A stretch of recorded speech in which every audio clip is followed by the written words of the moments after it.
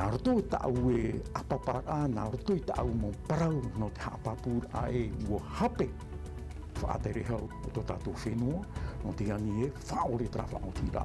Ia hui o wili wei ho ni hui hoa tono te ara I tupu ai.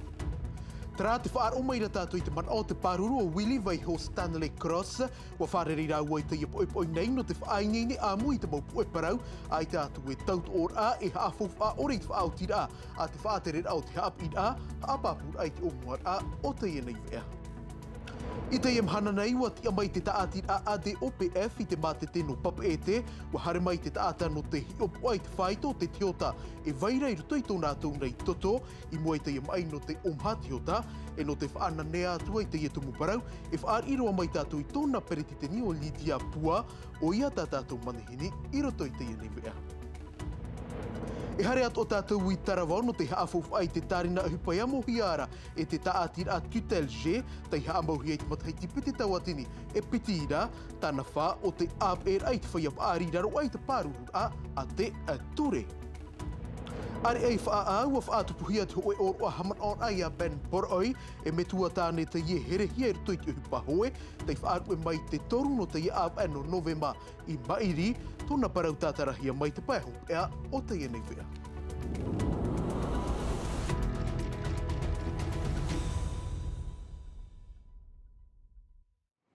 Tara, wahere mano na poro e hau te whenua, a whaari mai I te tāp ono te aruhano tō tātou nei wharerein a, I te ienei aru ei iritira I tā tātou nei mō parauri a pino te ie po wharaire nei, I te ie po nei ta Willie Waiho tair a mai nā tupua ai, e te paur a mai o ia nani a mai te pahei, wa a wharoro ai te piha ahupar a tōna pāruru o Stanley Cross, ho e noa taut or a mautira, e haafof a ore I te whaotira, tei rawa hi e te whaatere a hau no te haap I te whaateimeir a ianai ei tōna ti a, e mha awa e te maoro, te mei te moha apapur a matai hor ei, raua Jantino Rua. No atu te manunu tere pai, te e te wharerin a mata moana Willie Waiho e tōna Paruru Cross. On ne comprend pas en fait, c'est plutôt ta suspension de tes fonctions qui a créé un dysfonctionnement.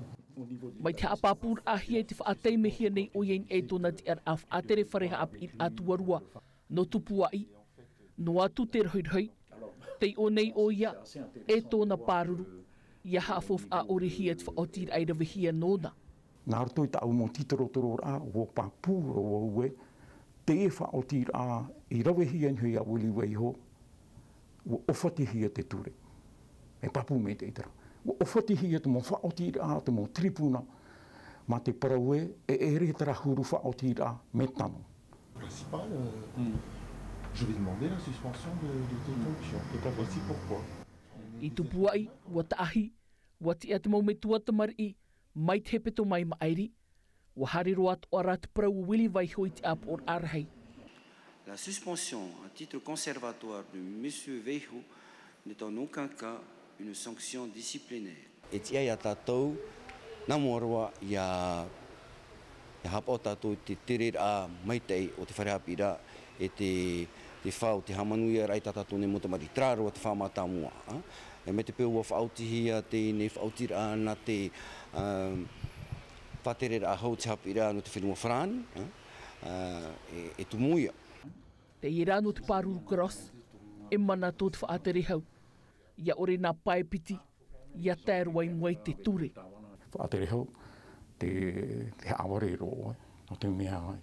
E nhe o e whaatēt ho e ratai te ihe te me, me te pepe e arawha o e te e nuna no tupu ai, no te mea tō rātou here ai e tō rātou whaatura ai te e whaatere, te e hapi a Willie Waiho, ki amar a tōna, e mana tōna, e whaatēt ho e ratai re te trima, at whaatere hau I te whenua whanani no te parau e, whaore tara whaotira ia nenhe o Willie Waiho e hau I tupu e. E taraia e ria tātou I te e tupu ia te hau rutu I hoa ia tō tātou nuna. I ore a Willie Waiho I tōna nhor āti ei no atuai, e wharere atu a oia, I tāna upupu pāruru. Horar a tōtia reita i poi nei ua taputi ap or a whaatere a te whare turut a ua tua tapapahia te tāpura whauwha. No te mathaiti piti tau atini e piti ahuru e maono, tei numera hi ein eit whaito hoe e hitu. Ahuru e ma piti miria tei mara ein eit hoe whaito e mhain eit hanere, are ano te ea tei eit whaito e au ahuru miria wa hamar aat o hia te whaito te moni whaatua ara a te whaiarau e hupain eit whaito e hoe toma mhain eit hanere e te teia toa parau ua he amar a hia te moni tauturu no te ia awhata parau hia e donfit i in eit whaito au ahuru tau atini wharanei ti ap e whaar o meira tātou i te man on Patrick Galnon te whaatere o te ia ap or a wiwi hia i Nicola Perez huri hia mai tōna mo man o e aromateri te hau.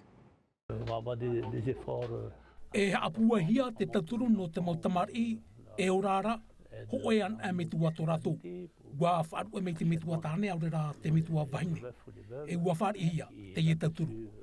Te vei atu ara te tauturu e don wheti. Te mau tauturu te ie no te mau ruhiruhia. Ia vai noa te ie mau metua paari. I roto i te maita ei, i roto i to rato pu e tau hop e arua. Pa ahauru tau atini wharane te ie tauturu i muara. Amar ahia i e te whaito. Au horu tau atini wharane i te ie mahana. E ua toru mai te monoparititeni o te whenua i te ie whaotira.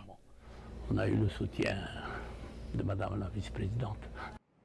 Tara, he vai horo tātou i te parau no te orar a totiare, i te pāno te ei te ipoi nei, warawei te wharem ai no te ao nei tāna or no te whaahanahana, i te mahana rahei o te mau aiu tei whānau āpihia, e o tei ore tia hia ti ap no te e whareri ai rawe hei metua tei tia mai, o rātou tei ap e tō rātou nei pepe tei whaatupu wawehia, te whānau a, o tā Lord Filiberi hare roa tuahi o mai, tu mparau rā tei hap o hia mai, e tō o tō nei tāwiti.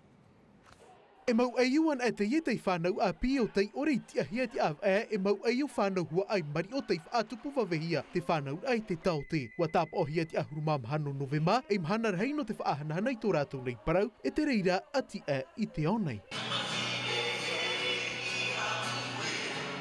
No ve tei mau metua e ere roa tui te mea ohie e mea titauhia e ia vai arara i te mo tai mea toa e iahi o poa tāmohia ti e iu i te po e te o ai te atona e hora. Hai rau mei ona I rape o hama ona nā mua noa te tei o mahana o te tauia nei katote.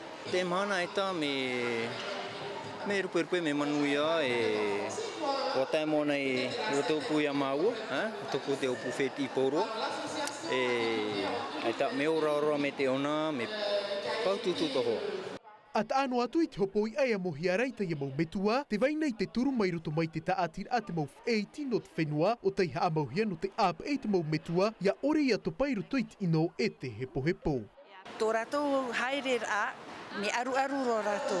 E wharerin e vo ia rātou I te wharetoa o reira I papeete, nā rātou e haere mai e promei au, ei, hamanoa nei oi au, o rawe oi au, o rawe oi tautamari, o atu oi, me putaputura au.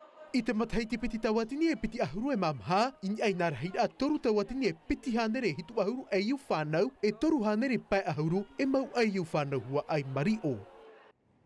E hau tātou af ar I mai ai tā tātou nei manihini, I te ia poi nei wati a te taatir a ADOPF I te mate te mapuru, a paraita no te wharerei te taata, e hin arora e hi opua mai te mea, war ohi anei rātou I te ia mai o mātiota, I te ia mhana no atu te mau whaarar a te u ana no atura, te ia mai I o tātou nei, e no te tua tāpapar ai te ia tumparau e whaar iro mai tātou I te perititeni, no te taatir a ADOPF o Lydia Pua, Lydia Yorana. E piti mahana o tā o tau I whaanhono te maimira I te ia mai o mātiota I o tātou nei, e I te ia mahana atu ai te mate te mapurua paraita, e aha te tai puahura. Puahura, pas me te roa si hapot me te tata, paske me o uana roa, e porot mateti on dire te uana para. E rawe hei anei tāta te tai harimai whareria o tau no te hi opua. E pupuroa, o hame me re tata hame te pupuroa o trahuru o rope tawa. Hame tata no te opua, pasu ui te rato ti katedral mato ananera. E kanvo prope o e hame matot matete, e o iro tata te pupu. Wai te tāua e Lydia e mai te no te taimaha, Iau te monumera hope aroa pai ahuru maho e tauatini. Rahida ata i o tātou nei te irohia i te mai. Te au e piti ahuru e mapiti o tō tāwanura. Mea whiwhi. Me whiwhi roa. Paske te we te huiratira e te pera tō hapotoa. E maata rato e nono no tamu, e whiwhi roa no tino toa. No te mea wai te tāua te hei whiwhi te parau iau te maa. No te maa. Tra e te momana me maamiti. E maatshota, tarato e tuiratira e nono nishotra para maa. I moi te mo numera pia waramai anei te mo whaarara ai tō tāua nuna i te whiwhi rei o tātai mai e whaatupune. Ta anua tupu ai te parau no te hi o poara. Pase tamato porot mateti e hiu nai wo di porot mateti o ari rot numerania. Ti te pra hiu nai wo pari tuiratira e te pe rato hapoto ia ratoa me amu mohuru mātua. Paske te we tatato mā, me ai te pe rato hare nisho tatato mā. No te mea whaahi o tāua ho e tātain honei tua mutu, ho e tātain honei teiti e ere ho e a amura maa. Aita. O e tua mutu e amura to tinei roto miti, e ine amu mohuru mātua. Trade whiwhi. I tāua e hi o ai, mea nā hea tātou i tēroa i tera whaitu i te imahana. Paske... Tāno tupu e te parau o te maa. Tōna ura ai te tātai whaaro nei. E te ata hapo. E hapo nei tōna ea. Hapo tō ena ea. E pia e te tō tata e nunu no te amu ti te mea. Ta e tā rato i te whiwhiroa tō rato tino. Paske tera mei o matiota. E tēnei au e hapo. E whiwhiro tōt mata. Tā puhia tō e awa. E whiwhiro tōt mawhatu tō. Mawhatu. Oe, traia. Tēnei, Lydia, e hata maurāwe anō te ārei. E te mai o matiota. Tāno tui te parau no te whaetaitara ai te tino. Whaetaitara tino, me normalmente si nāro tata hapo tō rato tino, fō hapo tō me te tō rato tara maa. Tā uira hope e ia ue Lydia, wai te tātou, te omhatia te hota noroto mai i te momha tui tāno tupa i te tumparau. E hapa i no te mea te tia nei o tau te maumataiti atu ai mua i tui ātira. E hatu apa i a te maurāwe ea. No te mea te i tērā tāua, te marāno atura te numerainia. Porot mateti te hapi no mato i arato, e hio nā te veti te pra hapo, te veti te pra i te hapo, aro i fo porot te me fo pro no i arato, e soa pase te veti te pra, ai no arato ai te tarato i patoa, e trai twiwi, aro tarato i pa tam a, e amu mahuru ma atoa trai twiwi. Tōna ura i te imhana mea titohi e tātou ia waiara, e ia hapo atu ai te maota tātou e amunai. Lydia, maruru mai te ino te ia mau hapapura. Maruru atu ora ia oi te tāpapara amai, e te inewi ana tātou. Maruru. Maruru. Tara humai, hare roa tātou i te ia nei tarawā, e tāpea mai tātou i te parau no te ia tā atira tutelge, te iha amauhi e te matahai te piti tau atini e piti ira, e tā atira te ia ap e nei te whaia paari e huma mero, i porine tia nei e tei ohi e tau atini, e pai hanere tā ata tei pāruruhia, e pai hanere o rātou e ap e hiarei te ia tā atira, Davidson Bennett, te moha apapura. Te whamata mua o te inei tā atira, te pāruru ai e te whia te ahia, e te mataiti te ohi e te mai manawa, e wetai a mauhuma. Tau au e te inei te iritir ahia te pūtu telgeri tarawao, nā te haawature e whaoti te mō pāruru a e te eiarawihia. E ti a au mato tarato fo moni, e ape ato a mato i a rato, toto rato mhor ato tiare. E hiara i a haamu o hia, e whaatura i a rato i roto i te mō meit e ato ai te pē morare, i te pē materia, te mō ata ato a wati ahi ato rato mateti pāruruhia. Ratu i apa ora tā uhoni ea, e mō uipata ea, e ki taura no tauriki ora rā. Te area ia anō terehea manu o tate i e pū e hap au nei. Piri i te hanere piti ahuru tata e hap o hiara e rātou i te mataina a, wha ohi e ato i te mō tere nā te whia pāruruhia. Ai tārua ia e pouf ahu i pop ete. Ana ewa, ane kia mana a maru mai pe mate tapa ai papa isia. Ore e maoru tāna mele oi awa.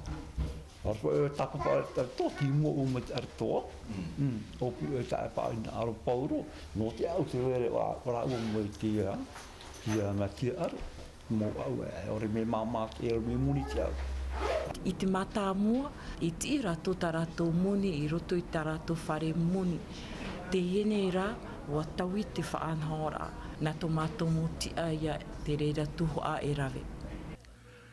O hiat o hiat hupa te whiarawe hupa titelger e te eia ratou i te hap o mai te e whia paruruhia, nā roto i te hau e te tau ar aparau. Te piri nei tātou i te pai hope au te ia nei vea, e mai tarawa e hareroa tātou i whaa in hau of atupuhia te hoe ea. Ho er a ai haman or a ia ben por ai, e me tua tāne te i te whaaru e mai te toru no nove mai mairi, tei hau mai nā te ho er a hawai ki nui whaa, tei pāpū e te ata te i tei herei ti upa hoe whaa, te mai te mo tātarar a waitiari nauta e o hoa nui atuahi wā. E oro af atupuhia no Ben Por Ei hono ahuruma Hamataiti, ta atau te mātou mei te hia i te area no te tauataur a Manureva. Te whahamana o whaho nei tōna mohua i tōna parau i roto i te taatir a ADTV-a. Ha tupura mātou ta mātou pupu ti matite, e piti tawatini oru mātorura. Wahari pe ona taretareta. I dintoro o iana, si nārona e pretetini pei te i pupu ta mātou. E ati una amoro na pro na minaria me matou e ha me tēro me te mana. No atu warewa o Ben e itara tōna huru e moehia i tōna mauhoa. Ngare, ngā tuturura pupu, kare mu, imi una trawe me tēnu mu whea hoa. Tēnā kōpē tua, tāni una mbahoa, na me wha kōpē pe tua. Tono tiara, ti arapa ni te wā, e hoi tata nahe pōna, hero nana ia pau, whope ona tēnō pei mua, te cho e piti te toru. Maruru d'être là et maruru également pour votre participation qui ira directement pour la famille. No te whaahaman oi te momeit e tā Ben Por Ei veihu mai, ua putuputu te tā atu ar au te whea hoi no te area o te tuataur a Manureva, ni ai te moana, raro i te matahi upo au mai vai o Aldo, te whaatei te tapu aroha hopea, i teie aito no te waa. Poipoio e mono e tēnei ua hare ona, e a matou e a whaitu i tō tēnei, roto tāna mo upuara, tā matou e whahare tēnei. Ho e mon ono tana bahine, tana hine, tana mama, e tu ahine, e hina aro pro ya Ben Ben e whano ra. Tra hini atu oi te ietu mparau tātou e a eroai, i rotom atai mei ti te whiare o whrani hap ohia mai e Mika de Latra, e wharerea tātou anana hei pou, ia mai tei tātou i te roar anu te ienei arui, te arhoi arahei, e ia nui a te arhoi.